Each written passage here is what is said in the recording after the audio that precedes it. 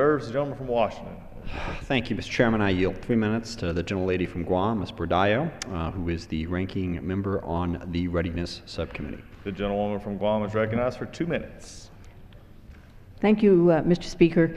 I want to state at the onset that I've enjoyed very much working in a bipartisan manner with the chairman of the Readiness Subcommittee, Mr. Rob Whitman, also the chair of the full committee, Mr. McKeon, and the ranking member of the full committee, Mr. Adam Smith.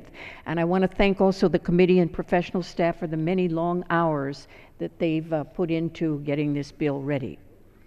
I rise in strong support of H.R. 1960. This bill works to ensure that our men and women in uniform are well trained and equipped to defend our nation and its allies.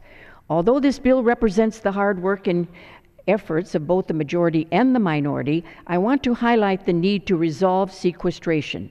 I hope that this Congress undertakes serious efforts to finally fix sequestration with a comprehensive solution. We can avoid this problem. I would like to highlight a few important readiness issues.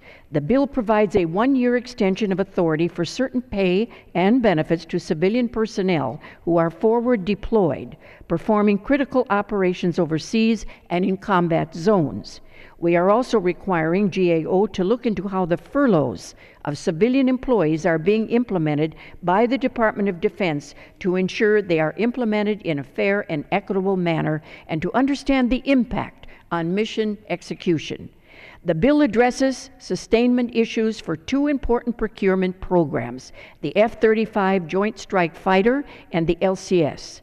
We must understand that the costs associated with the sustainment of these programs over the long term to make informed decisions about the future of these programs. The bill also contains a provision that will close loopholes that allow MSC and Navy to repair an increasing number of ships overseas. And I'm especially pleased to note that this bill puts real resources into the rebalance of our military toward the Asia-Pacific region. The bill takes a common sense approach and rolls back restrictive language that hampers the obligation and the expenditure of the government of Japan funds, which is positive for our bilateral relationship with the government of Japan. The bill continues the House's consistent position of support the realignment of forces in this region. We also... An additional minute. The gentleman is recognized for an additional minute. Thank you, Mr. Chairman. We also provide funding for the LSC, continued development of the next generation long-range strike bomber, and robust procurement of Virginia-class submarines, all assets that are important to our rebalance to the Asia-Pacific region. However, I am concerned about Section 233 in the underlying bill.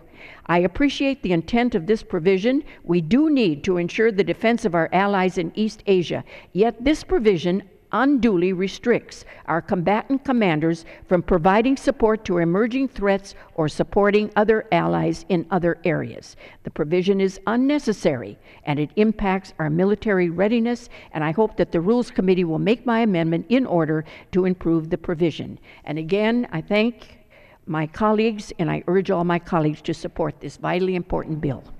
And I yield back. The gentlewoman yields back. The gentleman from Washington reserves. The gentleman from California is recognized. Mr. Chairman, I yield 3 minutes.